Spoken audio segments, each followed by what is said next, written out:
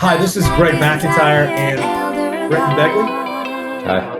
McIntyre Elder Law, helping seniors protect their assets and legacies.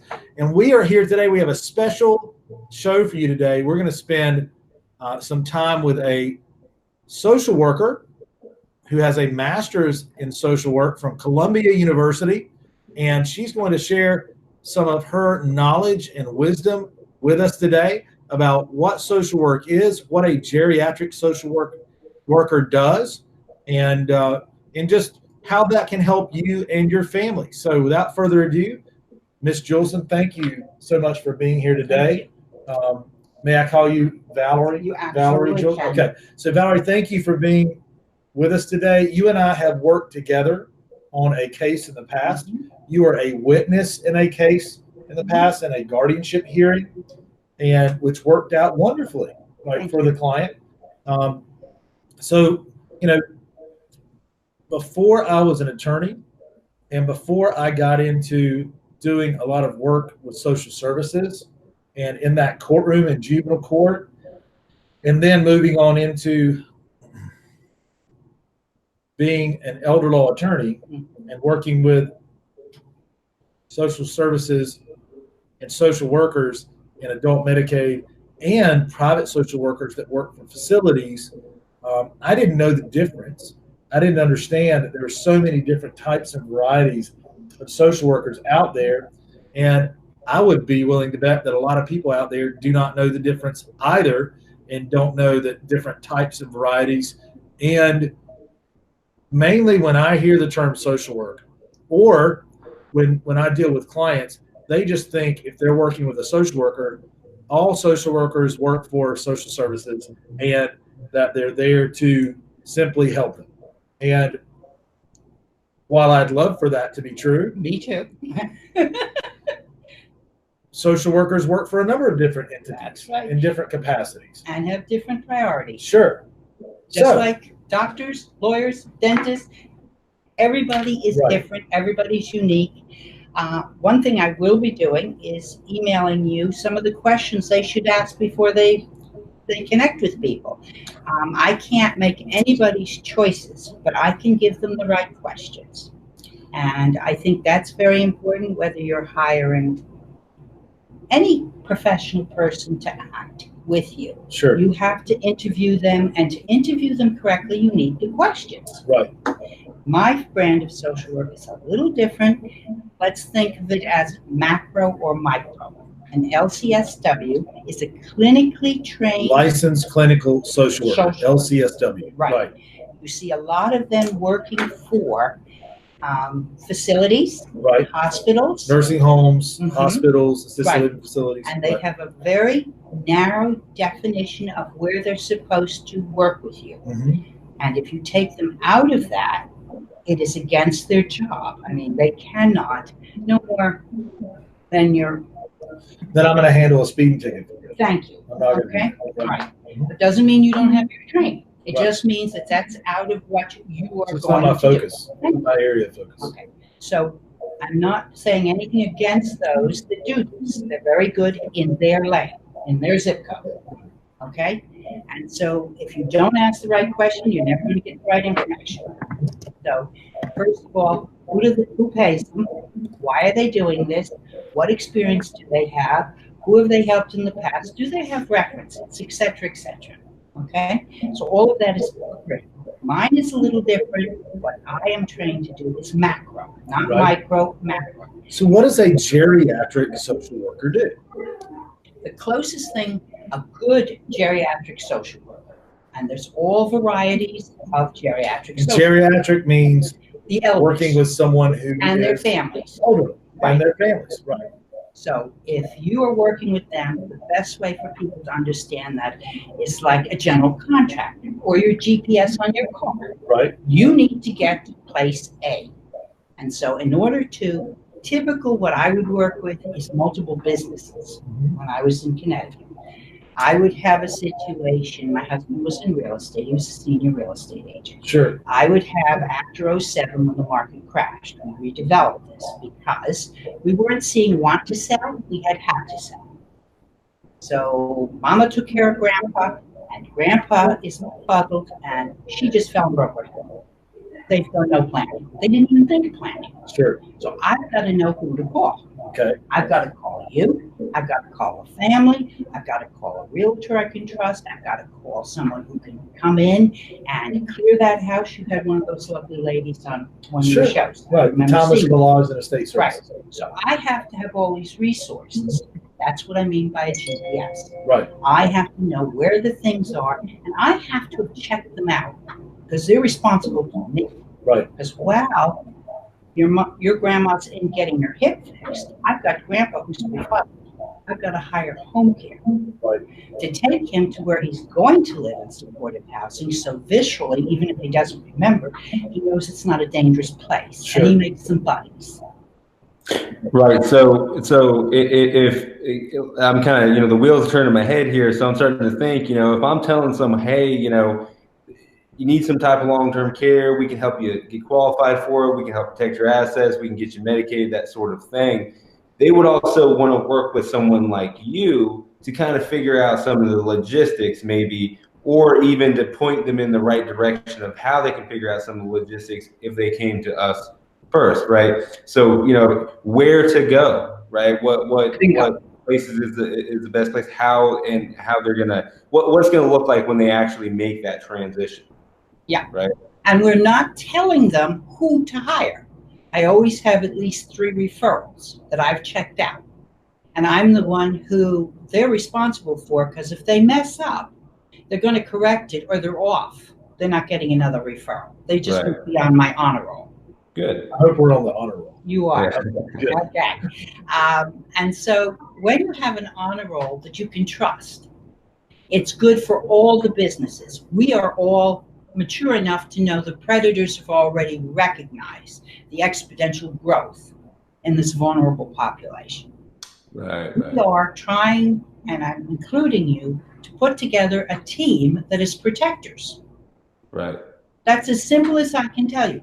We have a vulnerable population. We will have predators. We will have protectors. We just want to give them the choice. Don't you think? Right. Can you talk about that a little bit? That you mentioned the growing vulnerable population. Can you talk about, I guess, what 1 in 5 is now over 60 in the Charlotte area. I have some numbers here, but people watching, I could send them numbers. But the truth is 1 in 5 is already. The demographics are already over 60. Moving toward 1 in 4. Moving towards 1 in 4. Right. So this has the baby boomers changed the silver tsunami is what they call it. What you call silver it? Tsunami. The baby boomers changed industry from the time we all got here. I'm one of them. Okay, it's changed the industry. Your business will be one of the front loaders of helping people get protected. The hardship is most people are in denial. Most people are frightened. You have all this knowledge and you so want to give it to people, and you're traveling in a Maserati and they're in a Model T. Right. How do you get the information absorbed? You're working with people who have resistance, fear, delusion that their money's going to protect them, or hopelessness that they have nothing that they can do. So that is where we need a team of listeners. Whether I was supervising students at senior centers doing, information giving, but they can only take a teaspoon at a time. Right. We can't give them the whole reality all at once. So I'm taking a couple of your books and putting them in the senior center. Well, thank you. And then I will talk about the books. Right. But it is a layer absorption. And it's so hard because you can just see they're at risk. And you want and then I've felt a lot of that denial, that fear, that reticence to make decisions. Greg, you felt that too, right? I mean, speak to that a little bit on our side of the fence here, how we have really, or in our experience with the client, how we experience that. Sure. And so our philosophy is we're going to to give options, we're going to first we start with people's goals. We're going to say, okay, what is your goal? Because I need to identify your goal first. And then we're going to present options. There may be one option, two options, three options to achieve that goal. And then I will give my advice, my recommendation of what I think, right? But I start with a goal and then I back off to, okay, well, to achieve that goal, here are what, in my experience, are your options to achieve that goal. If it's stay in control of my home for the rest of my life and protect it, or stay in control of retirement assets or other assets, or it's, hey, I want to be covered by long-term care insurance, right? I might make a referral for that. So it's a holistic approach. And then you have to deal with, you mentioned we're traveling in, pretty fast and somebody else might be traveling in a Model T, but that's just because they don't do what we do every day. Right. So we have to bring them quickly up to speed, to stay with your analogy, right? With us so that they're, right along with us and understand. So we try to do that as quickly as possible. And sometimes I can tell you something over and over again, and it may take a while to get through. So we use things like drawing on handheld pads, screens that show on our televisions, on the bigger television like this behind us. In fact, we already have one of the conference rooms fitted for that in Shelby, in this office that Brenton's in, and we're getting ready to fit another large TV there with it too. So Brenton can just simply throw all his notes and everything up on that screen and then draw things out. I'm a very visual person, so we have maps that we will design for estate planning or how Ladybird deed works or trust and the differences that quickly point out the differences. And I know that if I can boil it down, sometimes it's complicated to make things simple. Yes, it takes a long time to understand how to make things simple. But I know that if I can take the complex and boil it down as simply as possible and visually convey that, and maybe some bullet points that explain the differences, that's a much better way to interact with anyone. It doesn't matter if they're a senior or not, but somebody who doesn't do what you do all the time. But especially someone who is getting up in age, so to speak, right? Or grandfather who may be a bit befuddled, as you said, right?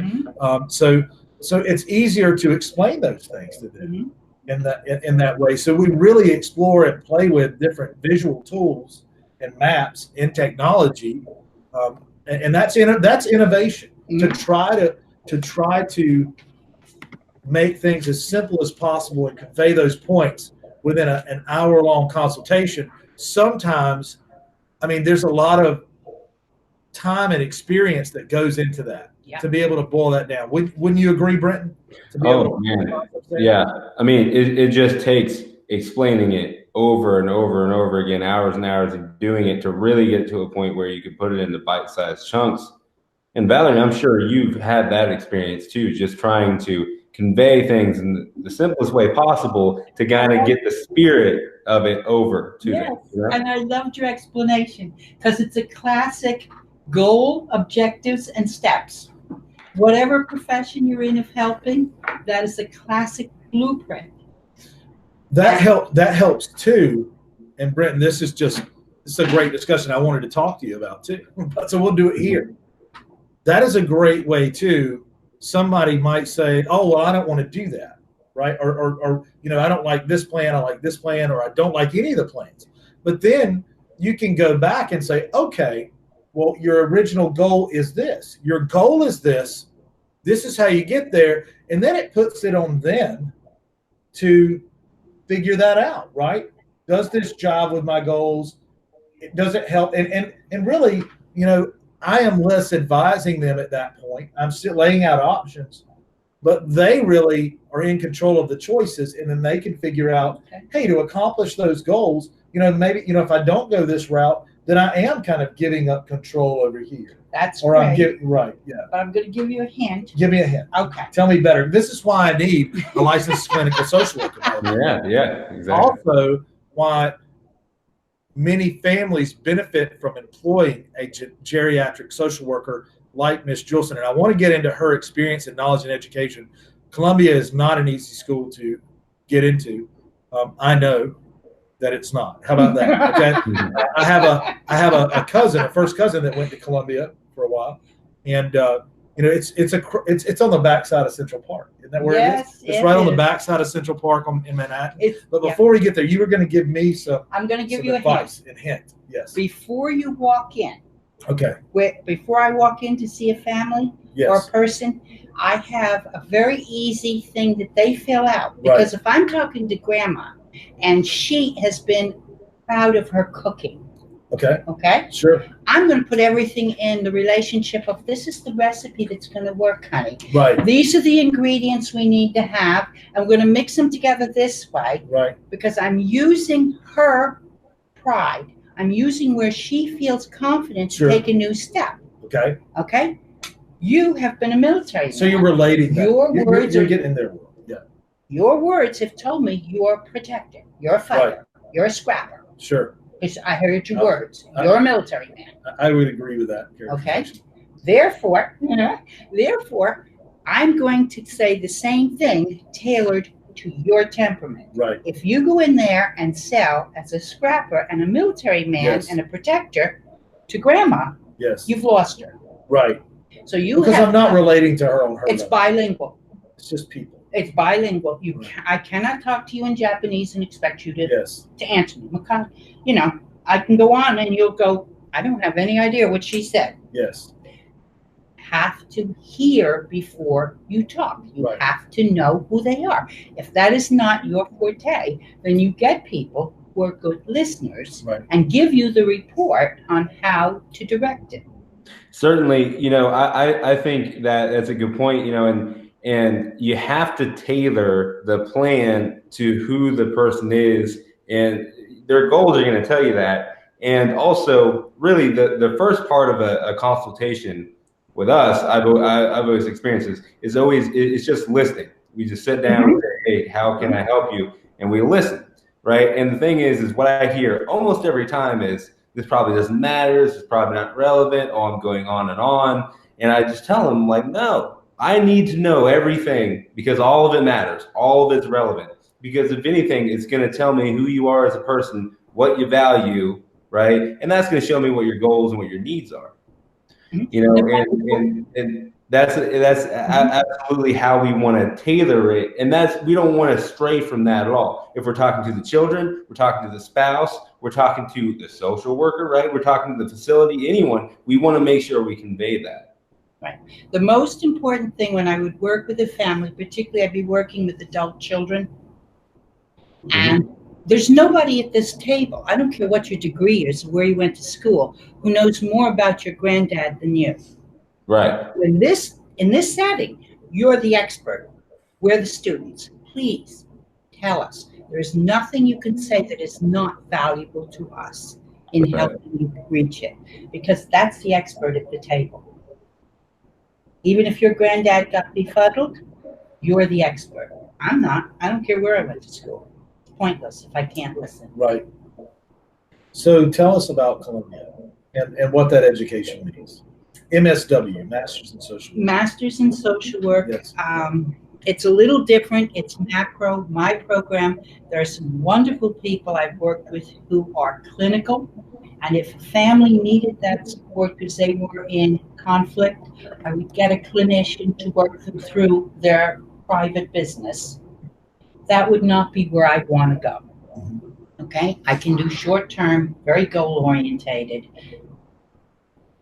goal-setting, objectives, steps. That's how my mind works. Sure. Somebody who has that gift to do long-term clinical social work, I admire them. It's not my skill set. Right. Macro is I work with the hospitals. I work with businesses, multiple level businesses, on how we best address this. I just wrote one proposal for Charlotte because they're going to do a lot of money in housing. Right. Okay. So I just sent them a proposal. I write proposals on how do we address this. There's so many discordant pieces. It's like I took a jigsaw puzzle on the table, threw it on the floor, and said, "Now go fix it." Right. the businesses that can make a difference are you, the geriatric social workers, the people who are designed the real estate. Every place there's a change of life evaluation happening, hospitals, we need to write a unified program. If we don't, the predators already have. Right. They're already on every level and figuring it out. Shame on us who are the protectors who haven't done the same. Right. So, thank you. In the sense that I've worked with you before, you were part of a guardianship case, Mm-hmm. and the family hired you to go look at a facility for them, to talk with the family, More than that, the family did not know where or how or what to do. Right. So they themselves were chasing their own tails. And they were trying to bring grandmother back in the family, control her grandmother back from the state, right? And let the family be instrumental in her care and in her life. It was a dramatic worst case, best case. Yes. Okay? Yes. It was a very dramatic worst case, best case. Sure. What can be done. Right. And I think when you walked out of there, you were like, wow. But basically, all of what I do, or 90% of what I do, is homework before I walk in. Right. Just like you. Right. It's all done when I walk in. Sure. And then I listen. Right. And usually, you don't have to get hardball. Sometimes you do, but you don't usually have to. And so that was just a unified, it wasn't me, it was all of us. You were there. Sure. And you were the law. You were the muscle if they got ugly. Okay?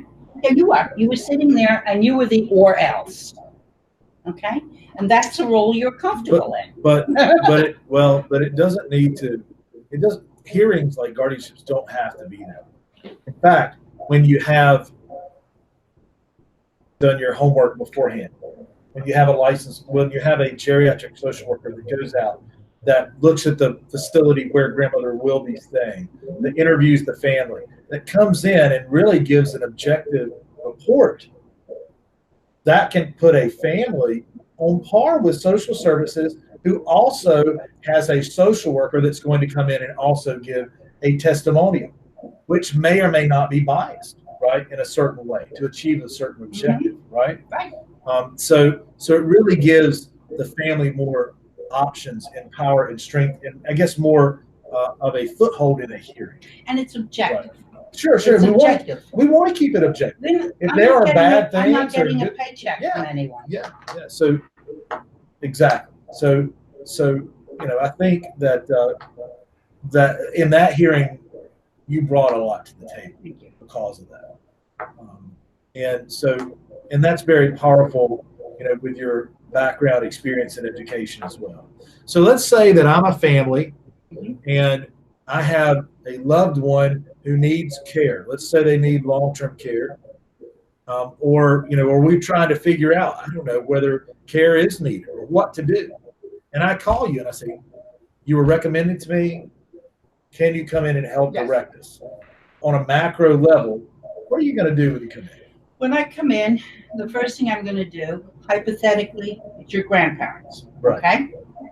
First thing I'm going to do is really talk to you and hear what you have to say, and if there are other people involved. Maybe you're concerned, but it's your wife who's doing the primary care for her parents. Sure. So I'm going to hear, what does a typical day look like? Where are the challenges? Where is it showing up? Then I'm going to see what is going on medically. A lot of times, we could have a UTI that looks like dementia. Oh, sure. It could be a medical problem. Right. It could be a vitamin B12. We could have anemia. We could have a whole set of medicals. So when was the last medical assessment done? Okay? So we need to check medical. We need to check, maybe someone in the family needs the support. Maybe the grandparent is befuddled, but we can set up a safety perimeter. There's even bracelets. Grandpa's wandering because he thinks, or grandma thinks she has to meet the bus. There are GPS bracelets that will ring in your house the moment grandma goes off the property. Right. You don't want to limit them. They love their garden. You can't lock them in the house, once they leave the property, your phone is going off in your pocket. Right. See, there are technological things, there are medical things. It is to give you, we have to look at the whole picture and see where do we zoom in. The most obvious and easiest to get, we start with that. Okay? And can we adjust it? Maybe there are things we can do if it's your priority and the family's priority to keep grandma at home. Maybe we're going to look at a modular. Maybe she can't live alone anymore because she's going to burn the house down.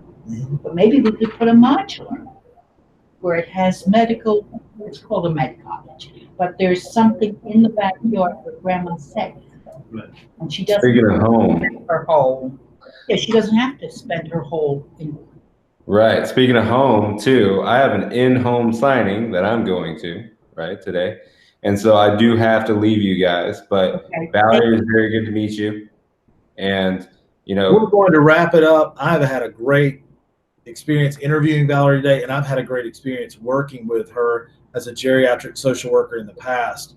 So Valerie, I think, would be excellent for any estate planning or elder law attorney out there to work with and to refer families to, as well as for families to individually call when they're not sure what to do, because Valerie has the experience to help that family through specific situations. So I think it's a good time to bring it to a close as well. Brenton, thank you very much. And I want to make sure that we put Valerie's information on the screen. Valerie is a geriatric social worker with a master's in social work. I could talk to you all day about the differences in social work because there are so many differences out there in different types of social workers. And your phone number to reach you It's 704 497 6714.